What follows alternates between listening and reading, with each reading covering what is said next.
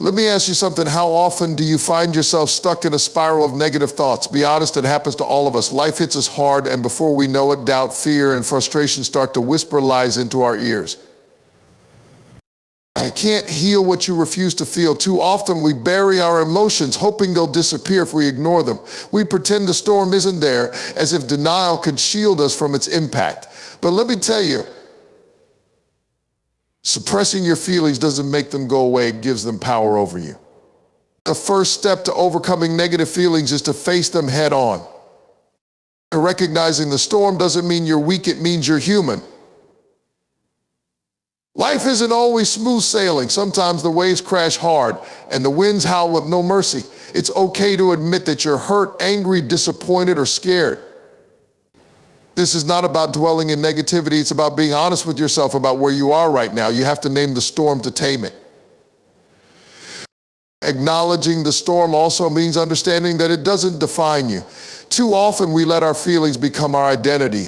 If you're sad, you tell yourself, I'm just not a happy person. If you're frustrated, you start to believe, I'm always going to be stuck. But feelings are temporary. They are not the sum total of who you are. What you're going through right now is a moment in time, not a permanent state of being. And let me tell you something else. When you acknowledge the storm, you take away its power to surprise you. Denial keeps you vulnerable, but recognition equips you to stand firm. Think of it like a weather report. When you know a storm is coming, you don't sit back and hope for the best. You prepare. You secure what needs securing, you brace yourself for the winds, and you make a plan to ride it out. Facing the storm means asking yourself the hard questions. What am I feeling right now? Where is this coming from? Is this hurt rooted in something recent, or is it tied to an old wound that never healed? You see, many of us carry unresolved pain that sneaks into our present, making the storm feel bigger than it actually is. When you take the time to dig deep and identify the source of your feelings, you begin to untangle the web of negativity that's been holding you back. But don't just stop at acknowledging the storm, study it. What triggers these feelings? What patterns do you notice? Sometimes negative emotions are signals warning us that something in our life needs attention. They might be telling you it's time to set boundaries, to let go of toxic relationships, or to make a change you've been avoiding. By acknowledging the storm, you allow yourself to see it for what it truly is, a temporary challenge, not an unconquerable force. Keynote 2 expanded, renew your mind daily. Your mind is the control center of your life. Everything you think, feel, and do flows from what you allow into your thoughts. That's why it's so important to renew your mind every single day. Let me be clear, you can't just clean out your mind once and expect it to stay that way. Negativity is like dust. It settles in quietly, persistently, until it clouds everything. You must make a conscious effort to clear it out daily. And renewing your mind starts with awareness. Ask yourself, what am I feeding my mind? You wouldn't put spoiled food in your body and expect to feel strong, yet so many of us let toxic thoughts, negative media, and harmful words settle into our minds and expect to feel peace. You have to take inventory of what you're allowing in. Is it uplifting you or tearing you down? Is it giving you hope or filling you with fear? Your mind becomes what you feed it. And one of the most powerful tools for renewing your mind is replacing lies with truth. The world will tell you you're not enough, you'll never make it, or your past defines you. These are lies that take root when you're not intentional about what you believe. No. You've got to counteract them with truth that reminds you of your worth, your resilience, and your purpose. Write those truths down if you have to. Repeat them out loud. Meditate on them until they become the loudest voice in your mind. Another step in renewing your mind is breaking the cycle of replaying past mistakes and failures. How many times have you caught yourself revisiting a moment where you felt embarrassed, angry, or defeated? Those thoughts don't just pop up, they're fueled by the unresolved stories you tell yourself. If you keep replaying the past, you'll keep living in it. You need to replace those old tapes with a new narrative, one that focuses on growth, forgiveness, and the lessons you've learned. It's not just about what you remove from your mind, it's about what you put in. Renewing your mind requires filling it with thoughts, words, and images that inspire and strengthen you. Read something that lifts you up. Listen to music that stirs your soul. Watch something that reminds you of the good in the world. This is not just a feel-good exercise, it's about intentionally creating an environment in your mind where negativity cannot thrive. And let's not forget the power of gratitude in this process. Gratitude shifts your focus from what's wrong to what's right. It rewires your brain to see the good that's already in your life instead of obsessing over what's missing. Start your day by naming 3 things you're grateful for. They don't have to be big sometimes. The smallest blessings hold the most power. Gratitude is a form of mental renewal that creates space for hope and joy to flourish. Renewing your mind also requires rest, real intentional rest. When your mind is constantly bombarded with information, decisions, and worries, it becomes overwhelmed and more susceptible to negativity. Take time each day to unplug, to sit in silence, to breathe deeply. Let your mind reset so it can operate from a place of clarity and calm rather than chaos. Shift your perspective. The way you see things has the power to change everything. Your perspective is like a pair of glasses. It determines how you view the world around you. If your perspective is clouded by negativity, everything you encounter will seem heavy, hopeless, and unchangeable. But when you shift your perspective, even the most difficult situations can reveal opportunities for growth, learning, and strength. Shifting your perspective begins with realizing that your current view might not be the only one or even the right one. We all have filters shaped by our past experiences, fears, and expectations. Those filters can distort reality, making challenges look bigger and victories seem smaller. You have to ask yourself, am I seeing this situation for what it really is, or am I letting my fears and assumptions paint it darker than it needs to be? Sometimes perspective is all about focusing on what you have instead of what you lack. When life feels overwhelming, it's easy to zero in on the things that aren't going your way, the missed opportunities, the failures, the setbacks. But what about the things that are going right? What about the blessings, the resources, the people who love and support you? Shifting your perspective means choosing to see abundance where you once saw scarcity. Another key to shifting perspective is reframing challenges as opportunities. Instead of saying, why is this happening to me? Try asking, what can this teach me? Every struggle you face has the potential to shape you into a stronger, wiser, and more compassionate person. But you can't see the lesson if you're only focused on the pain. Challenges are not just roadblocks, they are stepping stones that can elevate you if you choose to let them. Perspective is also about timing. Sometimes what feels like a delay is actually preparation. You might think you're stuck, but what if this is a season where you're being equipped for something greater? What if the closed door isn't a rejection, but a redirection towards something better? Shifting your perspective means trusting that there's a bigger picture you can't fully see yet. It means believing that even in the waiting, progress is being made. Another powerful way to shift your perspective is to look beyond yourself. When you're consumed by negative feelings, your focus tends to narrow. You become fixated on your own struggles, your own pain, your own limitations. But stepping outside of yourself, whether by helping someone else, seeking advice, or simply listening to another person's story, can remind you that you're not alone and that the world is bigger than your current challenges. Now, a shifting perspective involves recognizing your own power in the situation. So often we feel like victims of circumstance, as if life is happening to us and we have no control. But what if you started to see yourself as an active participant in your own story? What if you looked at the situation and asked, what can I do to make this better? How can I respond in a way that aligns with my values and goals? When you shift from a mindset of helplessness to one of empowerment, you begin to see possibilities where before there were only obstacles. Surround yourself with encouragement. Who you surround yourself with shapes who you become. The people you let into your inner circle have the power to influence your thoughts, your emotions, and even your decisions. If you're constantly surrounded by negativity, it's no wonder you feel drained, defeated, and stuck. But when you're in the company of those who uplift and inspire you, it's like a spark is lit inside you, a spark that can grow into a flame of hope and determination.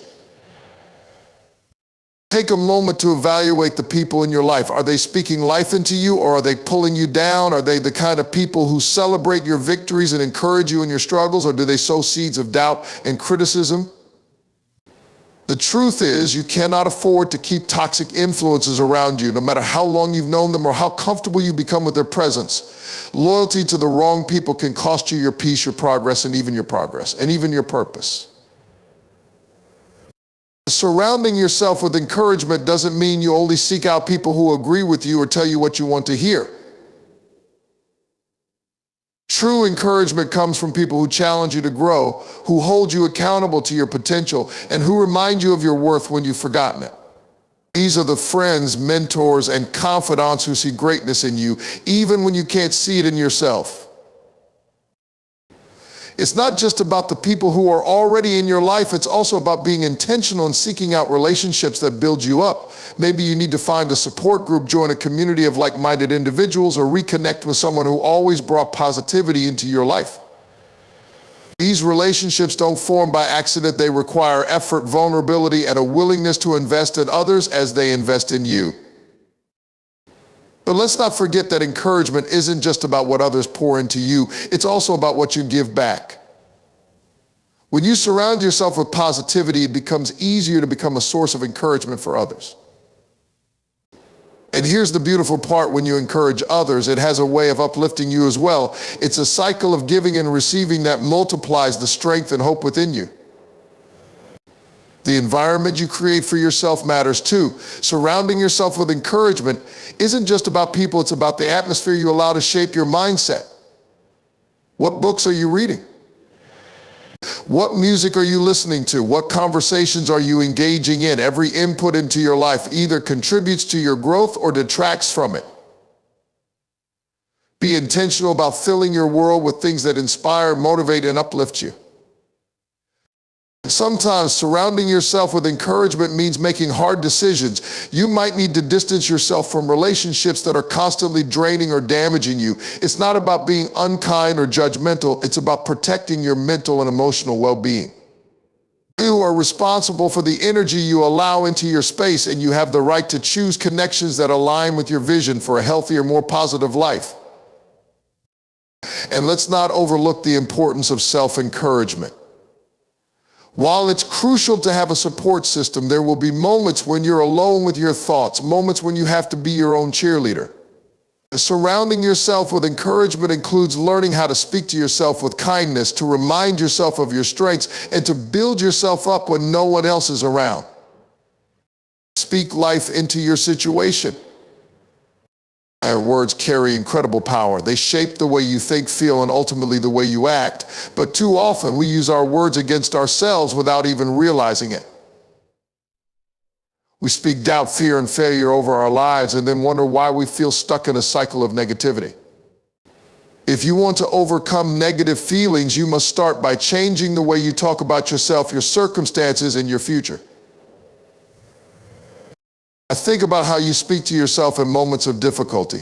When things go wrong, do you hear yourself saying, "I can't do this," or "This is too much for me"? When you face a setback, do you tell yourself, "I'm a failure," or "I'll never get it right"? These words don't just describe your feelings, they reinforce them. Every time you declare defeat over your life, you're building a mental prison that's harder to escape from. It's time to take control of your inner dialogue. Instead of speaking from a place of fear and frustration, start speaking from a place of faith and possibility. Replace "I can't" with "I'm learning," swap "I'll never" for "I'm on my way." These may seem like small changes, but they have the power to rewire your mindset. Words are not just sounds, they are seeds. What you plant with your words will grow in your life. Speaking life into your situation means intentionally declaring positive truths, even when you don't feel them yet. It's not about pretending everything is perfect. It's about choosing to focus on what's possible instead of what's wrong. Say, "I am capable," even when you feel weak. Say, "Better days are coming," even when the present feels overwhelming. The more you speak these truths, the more your mind begins to believe them. This is not just about self-talk, it's about the words you use in your everyday conversations. How do you talk about your challenges to others? Are you constantly venting, complaining, and magnifying the negative? Or are you finding ways to shift the narrative, to focus on solutions and silver linings? When you speak life, you not only uplift yourself, but also inspire those around you to see things differently. Speaking life also requires being mindful of the words you allow from others. People will try to speak doubt, discouragement, and negativity into your life. They'll say things like, "That's too hard," or "Are you sure you can handle that?" Don't let those words take root in your mind. You have the power to reject what doesn't align with your vision for yourself. Surround yourself with voices that echo the truths you want to live by. But here's the thing, speaking life is not just about positive affirmations, it's also about speaking action. Saying "I'm strong" is powerful, but pairing it with "and I'll take the next step forward" is transformative. Her words should not only lift your spirit, but also motivate you to take practical steps toward the life you want to create. Declare your goals, speak your plans, and then move toward them with intention and determination. And remember, speaking life is not a one-time event, it's a daily practice. Just as negative thoughts creep in every day, so must your words of life. Wake up and set the tone for your day by speaking gratitude, hope, and determination over yourself. Throughout the day, when challenges arise, take a moment to pause and redirect your words. Instead of saying, "I can't believe this is happening," try saying, "This is hard, but I will find a way through it." Take action, no matter how small. Feelings of negativity can paralyze you. They can make you feel like you're trapped in quicksand, sinking deeper with every thought. But here's the truth: motion breaks stagnation. The antidote to being overwhelmed by negative feelings is to take action, even if it's the smallest, simplest step. Action is what bridges the gap between where you are and where you want to be. When you're in the thick of it, when doubt, fear, or sadness seem to be closing in, the idea of taking a big leap forward can feel impossible. That's why you don't need to start with a leap, you just need to take a step. Maybe it's getting out of bed, making a phone call, writing in a journal, or taking a walk outside. These small acts might seem insignificant in the moment, but they're not. Each one is a declaration: "I'm not staying stuck here." Action creates momentum, and momentum builds strength. It's like pushing a heavy boulder uphill. At first, it feels impossible. The weight is crushing, and every inch forward feels like a battle. But as you keep pushing, something amazing happens. The boulder starts to move more easily. A momentum takes over, and suddenly what once felt unmovable begins to shift. That's the power of taking consistent action, even when it feels hard. Now, taking action doesn't mean you have to fix everything at once. One of the biggest traps of negativity is the belief that you need to solve all your problems immediately. That kind of thinking only adds to the weight you're carrying. Instead, focus on what's in front of you right now. What is one thing you can do today, just one, that will move you closer to a place of peace, clarity, or progress? Action is also about breaking the cycle of rumination. Negative feelings thrive in stillness, in the space where your mind has too much time to dwell on everything that's wrong. But when you start moving physically, mentally, or emotionally, you interrupt that cycle. You give your brain something new to focus on, something productive that redirects your energy away from the spiral of negativity. Let's not overlook the power of physical action. Moving your body is one of the simplest and most effective ways to shift your mental state. Exercise releases endorphins, clears your mind, and reminds you of your strength. It doesn't have to be a full workout. Stretching, walking, or even standing up and taking a few deep breaths can be enough to start shifting your energy. Taking action also means making decisions, even when they're difficult. Sometimes negativity lingers because we're avoiding a choice we know we need to make. It could be a decision to let go of something that's no longer serving you, to confront an issue you've been avoiding, or to take a risk that feels scary but necessary. Indecision breeds stagnation, and stagnation feeds negativity. Taking action, no matter how uncertain it feels, is a step toward reclaiming your power. Action isn't just about doing, it's about doing with intention. It's easy to stay busy without actually addressing what's bothering you. True action requires you to pause, reflect, and ask yourself, what do I need right now? What steps will actually help me move forward?